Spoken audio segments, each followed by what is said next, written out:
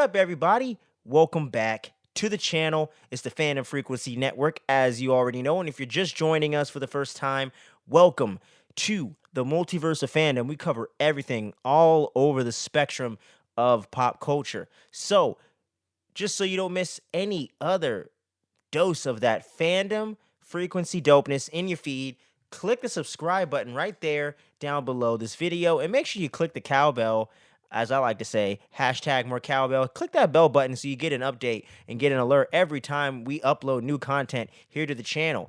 And if you've been listening on the podcast feed, for those of you watching right now, if you've been over there, listen to the long format shows and the different reviews and recaps and everything we've been doing here on the channel.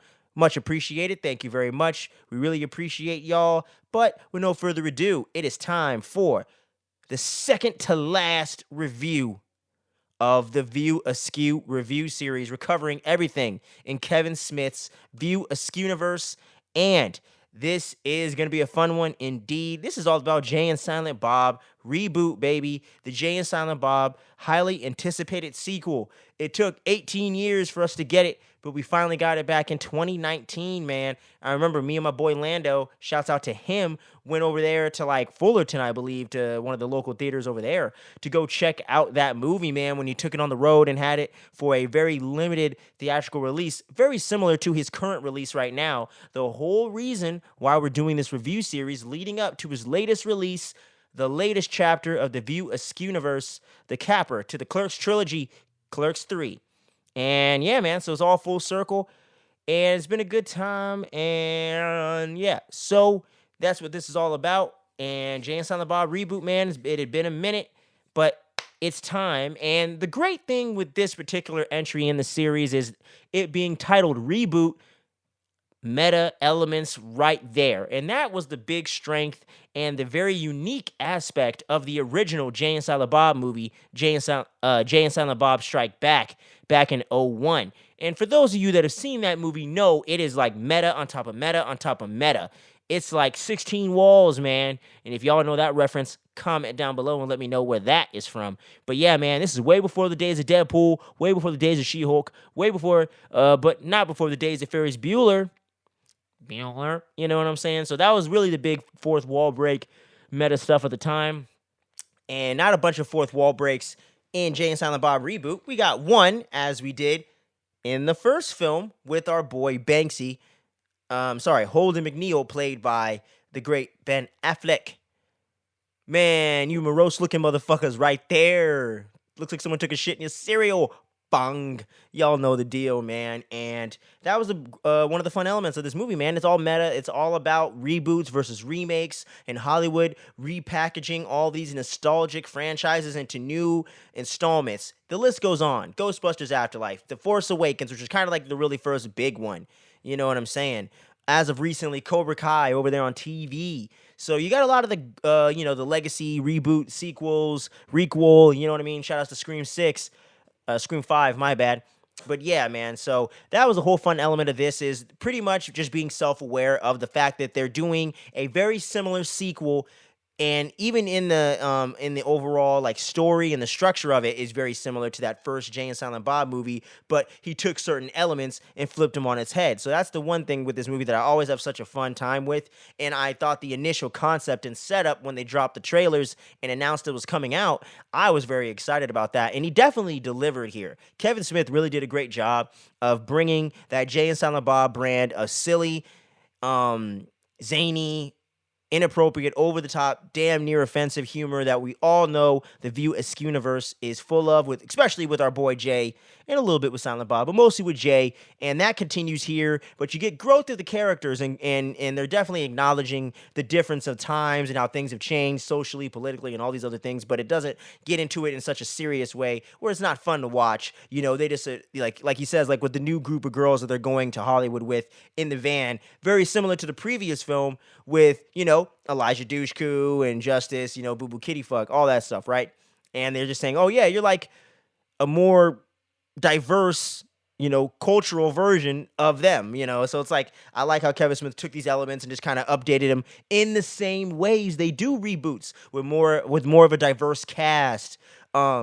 taking a few elements that are very similar and just making new characters and new worlds and new planets and all these different things for people to go to in these different franchises. So I love the way that Kevin Smith did that here, but was so self-aware about it that it also opened up new opportunities for Jay and Silent Bob to go on a more emotional journey this time around. And that's one of the biggest strong suits of this particular entry in the series. For as zany and as crazy as Jay and Silent Bob 1 goes, I love that aspect of that one. And that still carries over here in some aspects for sure.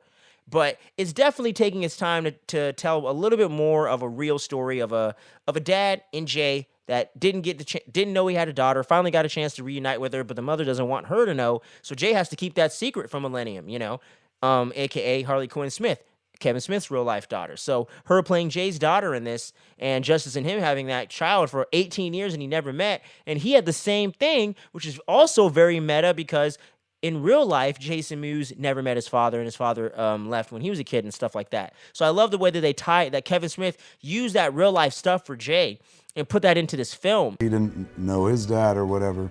He's not even overcompensating. He's just doing it the way it's supposed to be done. Like I almost wish he had had a kid long before me, because I would have been like, oh, that's how you do it. And that's kind of where Reboot came from. We've been talking about on tour, like he's always like, when are we gonna make another Jay and Bob movie? I'm like, never. Like we did it once and that was it. But then I would use it too. I was like, if you stay sober, maybe we will make another Jay and Silent Bob movie. And then one day it came to it, and then the story kind of wrote itself because he was a dad in real life, and it was so amusing to see him be this incredible dad. And the growth of the character and everything like that, with Jason Mewes getting sober and becoming a father and kind of correcting the course of his life. I love the way that Jay's kind of done that here. You know what I'm saying? And they do get in trouble for the illegal marijuana dispensary in the beginning there when they get busted by essentially fandom alum at this point, David Dalsmashian, who's been in all sorts of nerdy projects over the years. The Dark Knight, Ant-Man and the Wasp, The Flash, this, and Polka Dot Man most recently as well in James Gunn's The Suicide Squad last year, just about a year ago. So he's been all over the place when it comes to the nerdy side of pop culture. And it's great to see him in this, man. Such a funny scene with him and Lil Rel going to be the DEA that's busting their illegal marijuana dispensary right there. Drop the motherfucking plans!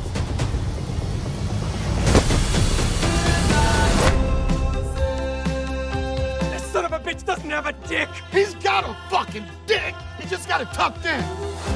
Identify yourselves, motherfuckers! At the old RST video, right next to, you guessed it, Quick Stop right there. And they end up actually trying to arrest Dante at first in the very beginning of the film because they think he's the one running the thing. And he's like, hey, I thought I was supposed to be here today, guys. Are you looking for Randall Graves? I could take you to him.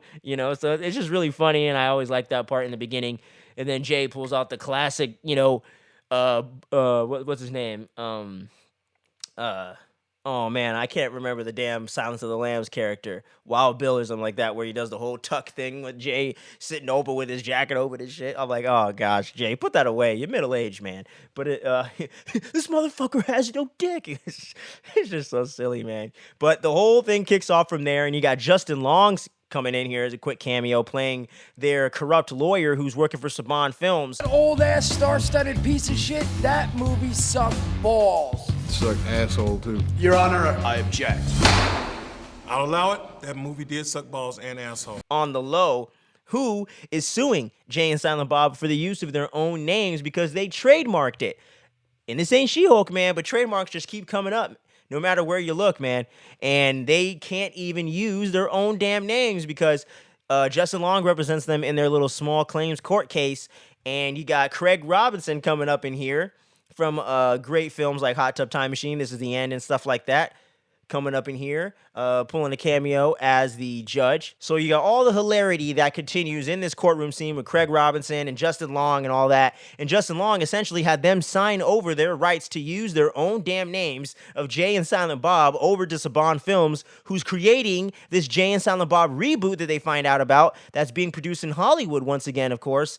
And it's actually Blunt Man v. Chronic, BVS, y'all. You know what I'm saying? So, and it's going to be directed by none other than the View Askew variant version of Kevin Smith. So he's up in this thing for the first time as himself. So I love that. And they definitely do a lot of digs and references to like his more to like his lamer, more or less well-received movies like Jersey Girl, Geely, what was the other one they mentioned? Cop Out with Bruce Willis and Tracy Morgan. So I love how they acknowledge all these bad films that Kevin Smith's directed. They even have a sly little Tusk reference that Jay drops in there real quick as well when he's talking shit on Kevin Smith. So I love how Jay just hates Kevin Smith. It's just freaking hilarious. And then they end up, it's just so funny, man. I really enjoy that aspect, man. And then, so now they know about this whole big reboot, right? They got to go figure out what the hell's going on. So you get the whole big explainer over there at the best comic book shop in the View Askew universe, Brody's Secret Stash. That's right, baby. Snoogans, Brody Bruce is back, y'all. Once again, at the Secret Stash, man, filling in our boys on the difference between a remake and a reboot. A reboot, boys, is when Hollywood wants to make a lot of money without the hassle of creating a new movie. So they take an old movie and change just enough to make you pay for the same shit all over again. Those greedy fucking animals. Oh, it's insidious. They take a flick you loved as a kid and add youth and diversity to it. For example, name the movie where a robot has secret plans that could help the good guys beat the bad guys and their leader in a black mask by blowing up a giant ray gun in space. Star Wars. No, The Force Awakens. See, now that's what you call a reboot. Nung. And as y'all know, remakes essentially take the very, usually how they usually go. They'll take the same premise, same title, usually a lot of the same character names and things of that nature, change up a lot of stuff they don't need to, and a lot of the times they'll fuck up both films in the process or make the remake way more kick-ass than the original. So that's the main difference there. And then reboots, of course, take a lot of similar elements, recast them, add diversity and all these different things to it, and essentially pull on all the nostalgia but add a couple new plot elements without making a complete new sequel and or remake. That is a reboot. And he explains all this to the guys, and during this whole funny conversation, Jay even drops another meta reference right there, that their favorite film of all time that actually inspired them to learn how to grow bud, because Brody was really surprised to see that they could, was How High, freaking Method Man and Redman. Also one of my favorite stoner comedies out there. So I love that tie-in and that reference, of course, as well. And now they're going to have to go to Hollywood and stop this reboot from happening, and so they can get back their names and all that good stuff. So essentially, you're getting the reboot plot line for a whole different reason. And yeah, so then you got to get over to the airport, man, where you got a whole bunch of funny, there's just so many funny cameos throughout this thing. I'm just going to go kind of in sequence, kind of throughout the film a little bit. And you got Molly Shannon coming in here as the flight attendant person that's going to help them get their plane tickets. But of course, they're on the no-fly list because they are the leaders of Clit. That's right, man. They're bringing it all back around. The Clit is still a thing, apparently, that they don't realize is fake. Say something straight here. I said weight problem. And the problem is that y'all can't fly because you all are on the no-fly list. There is something here about a terrorist organization called the Clit. The Clit's not real. Says every guy I ever dated. They think he's still the Clit commander, man. So at that time, they can't take the plane, so they got to take the View Askew version of Uber, Ride Me Now. And they have a whole cameo with this gentleman. He had a sketch comedy series on one of the cable channels. This guy's actually pretty funny, man. Let me pull up the cast real quick. I really want to shout out this guy because he played like their little Uber driver guy that had the hater tots and everything and had never smoked weed a day in his life because he's always scared of getting caught by the cops, apparently, which he ends up getting caught by the cops by the end of the damn thing. What is his name? So many like cameos of people in here. I'm gonna have to look through this cast list. Let's see. Fred Armisen. There you go. He plays Todd Merkin. I'm glad you guys are smoking back there. I was driving someone about a week ago, and he took a big shit. You have no idea how hard it is to get the smell out of play. And if y'all don't know what a Merkin is, you can go ahead and look that up yourselves and let me know what you think. But yeah. So then you got that going on, and then you get this really quick cameo from none other than Matt Damon's Loki from Dogma. And this is the first time we had a direct reference to a character from Dogma, other than Jay and Silent Bob, of course. in the last 20 years, essentially, because that film was so highly controversial back in the late 90s, early 2000s when it was coming out and going on home video. You literally can barely even find it on Blu-ray and or DVD to this day without spending 40, 50 bucks or something crazy like that. So it's pretty crazy how this film has become so hard to actually get your hands on. But yeah, so that was a really big first tie into it, other than Jay having the Got Christ shirt in Clerks 2. So it's pretty crazy to see how Dogma was never really as dressed after that film till now. Matt Damon's back for the first time in the View Askew universe since Jay and Silent Bob. Yeah, so it's almost been in real time it's been 21 years since he was in that movie, and when this Jay and Silent Bob reboot came out, it had been 17 years. So that's pretty crazy, man. Matt Damon had been doing his own thing, doing the Bourne series and all these different things like that. He does all these different puns and references to the Bourne trilogy, or I guess you could say quadrilogy at this point with the release of Jason Bourne. But yeah, man. So you get all those references and stuff like that. And it's a really weird cameo because he only like narrates one scene and then you never hear from him again. So it's kind of a weird cameo that Kevin Smith wrote in there, but still happy to see it as a View Askew fanatic, you know what I'm saying? And then that's when you get to the big old Method Man, Red Man cameo where they give him his fatherly advice and all that. And I just found out I have a kid, but I don't know how to be a father. Anybody with cum can be a father, but only love can make you a dad. How you gonna talk about love and you flinging cum all over the place? That shit's unseemly, bro. Where Method Man's telling him, hey, man, well, just do everything the opposite of what your pops did because look at you, and you'll be good. You already met your daughter, so you're doing 10 times better than your pops. Just continue doing that, try your best, and you will become a dad and not just a father. You know what I mean? And it's a whole funny little conversation that goes on there. I hope I can find the clip so I can insert a little bit of it here. But it's a really funny little conversation that they have, man.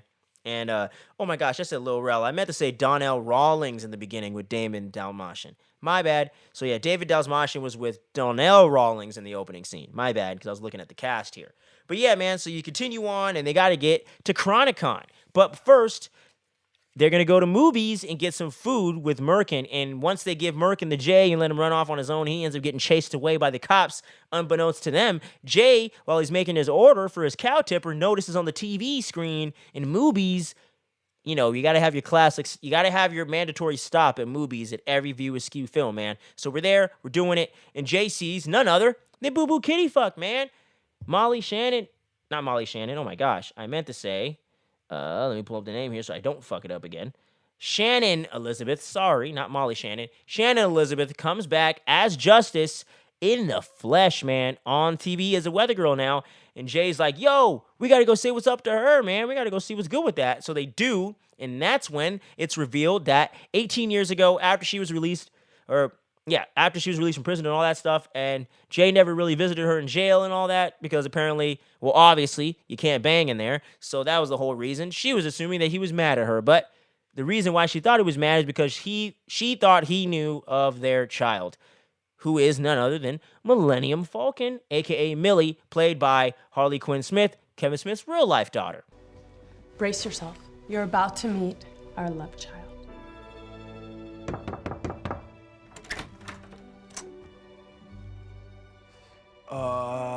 I think I'm gonna need to see a blood test. Hello? Mom!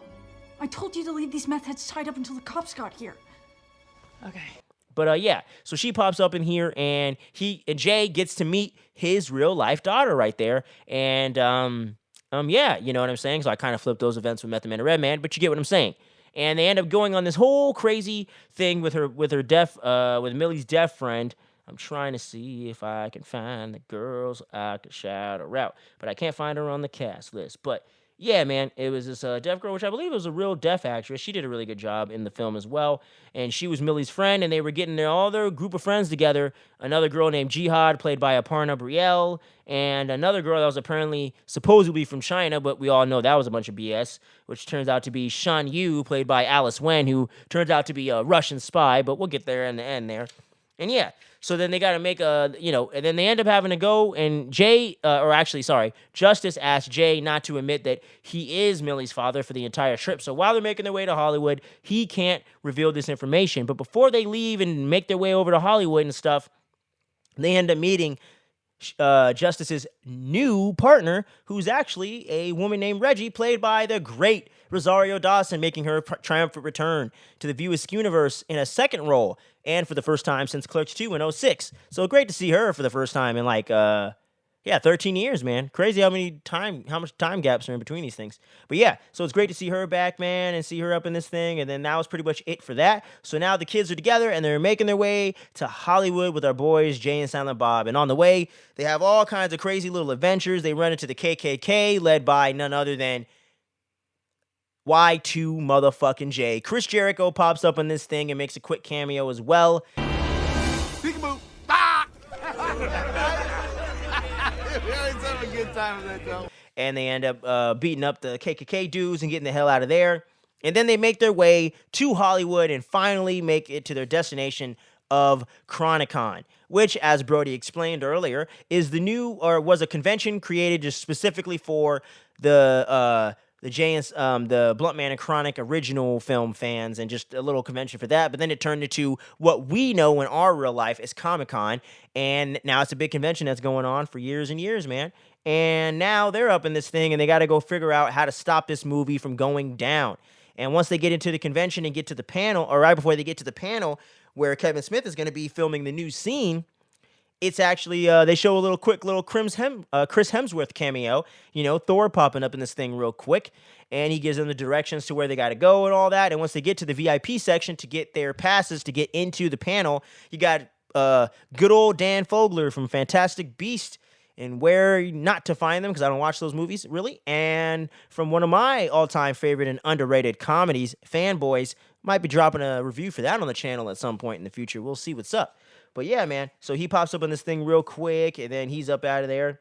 And now they are making their way to, they're trying to make their way to the panel and get a little sidetracked for a moment, and they end up going to one of the classic Blunt Man and Chronic panels, and you get a quick cameo from James Vanderbeek and Jason Biggs once again from the original Jay and Silent Bob movie. And of course, we all know those guys.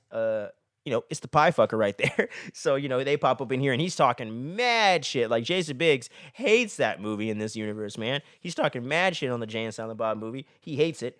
And then, yeah, man. So then you get to Brian Quinn from Impractical Jokers. He makes a quick cameo as well. What do you guys think about this reboot? It sucks. There, I said it. And who's directing this shit anyway? Kevin fucking Smith? He's a lifelong fan of Kevin Smith and become a recent friend of theirs. All the guys on that from that show have, and I do watch that show from time to time. I think it's pretty funny. Has a little bit of that punked flavor mixed with a little bit of a jackass kind of tone. So it's a fun show, and if you haven't checked it out and you like silly humor or just watching people do silly shit in public, that's a good one for you to watch.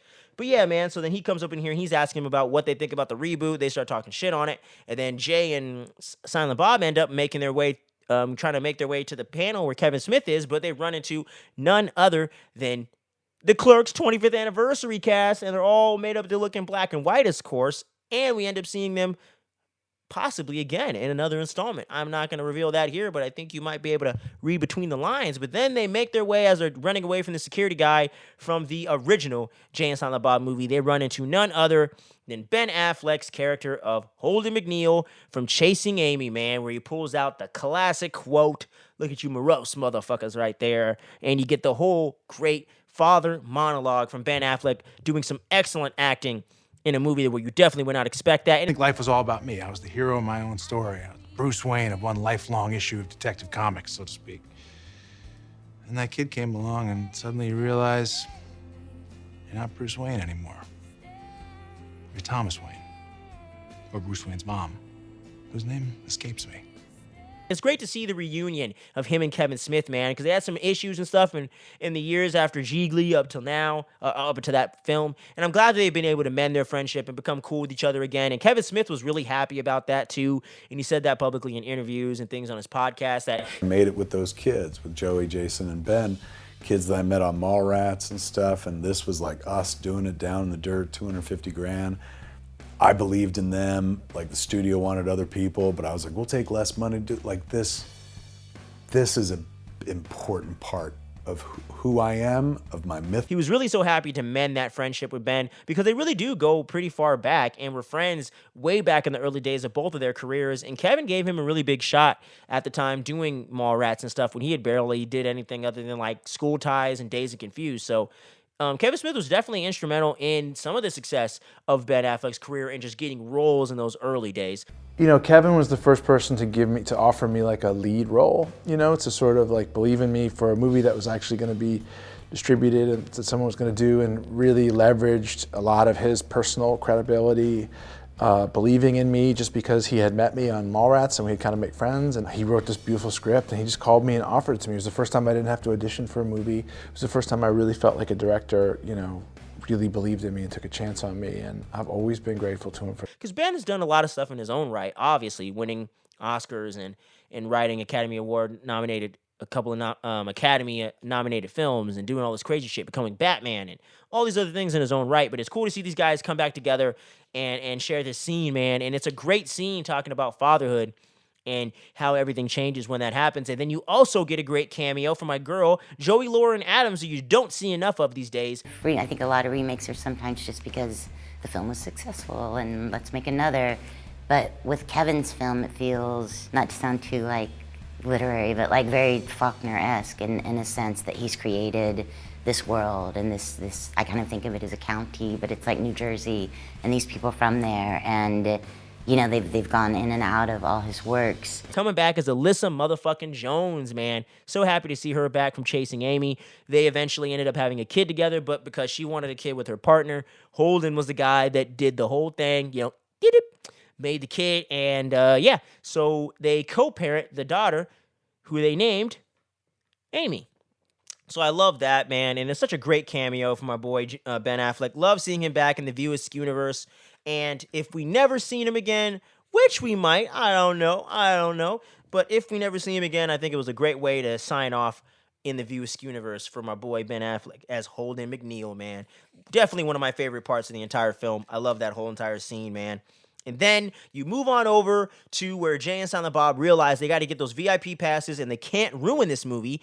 They got to be there for their daughter, provide her an awesome experience, and let's go watch this movie and do something together. Because it's not about us anymore. It's about the kid. So I love that. They get the passes for her and the gang. They go into the panel, and then Kevin Smith comes out, and it's so crazy how he's in Silent Bob and Kevin Smith on stage. It's so weird. But then he comes out on stage and he's going to introduce the whole thing and talk about, yeah, it's how to shoot the scene. And I'm going to show you guys a quick little sneak preview before we shoot the scene.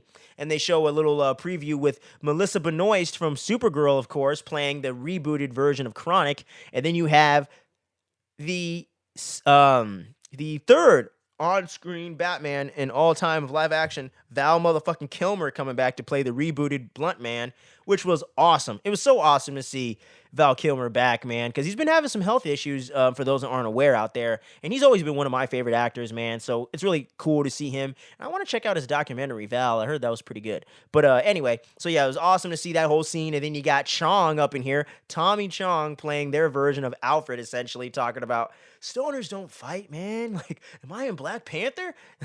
Such a funny scene, man, and then that's the whole thing, and then it ends with Cockknocker coming in, but we never really found out who Cockknocker was going to be in this new one. I was kind of sad about that. But then you move on, and then you go on to Shen Wu revealing that she's actually a Russian spy and all this stuff, and they came to ruin the pop culture convention for some reason, and all this stuff. And then you get Silent Bob runs off to go try to figure out a way to save the day, and when he does so, he ends up finding an iron suit that they end up calling Iron Bob, aka after Iron Man, and he comes in full on freaking Iron Man Mark 1 right there, kicking ass and taking names with the Russian people in disguise or whatever, and then he's beating the hell up out of them, and then you get the whole dope MCU tie-in right there. Another great pop culture reference, of course, as Kevin Smith always does best, man.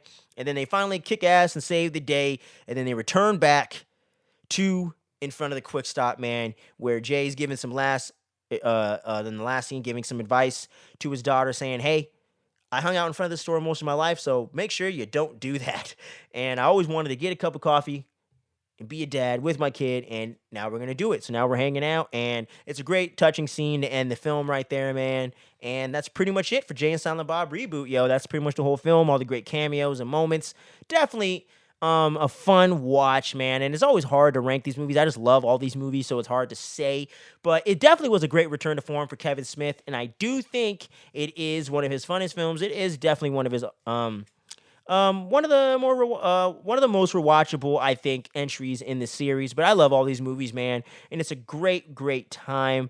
And yeah, I love the whole, like I said before, the meta nature of this movie just really plays well. And for those of us that were here in that time when it came out and know the pop culture zeitgeist of the time for years to come is always going to put a smile on our faces and take us back to those times in the late 2010s before everything went crazy with the pandemonium and all this other diseases and all this crazy shit in the 2020s. So when the world still seemed a little bit normal, it's going to take us back to that time. So, but yeah, man, so I just can't believe it. It's the second to last stop on the View Askew review series.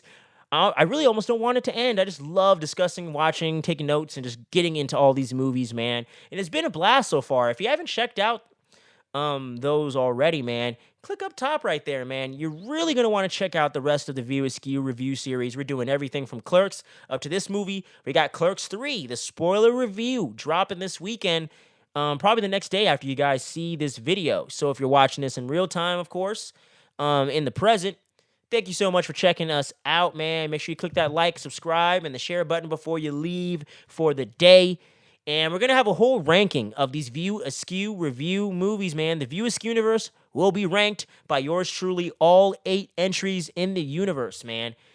And it's been a blast, and thank you to each and every one of you that have checked out the previous installments or this one alone. And if you're just joining us for the first time, make sure you stick around and check out all the great content, man. Recaps, reviews, rankings, all kinds of great content we got planned for the future as well. So until next time, guys, stay tuned, don't sleep, and we assure you that Clerks 3 review is dropping within 24 hours, y'all. Peace.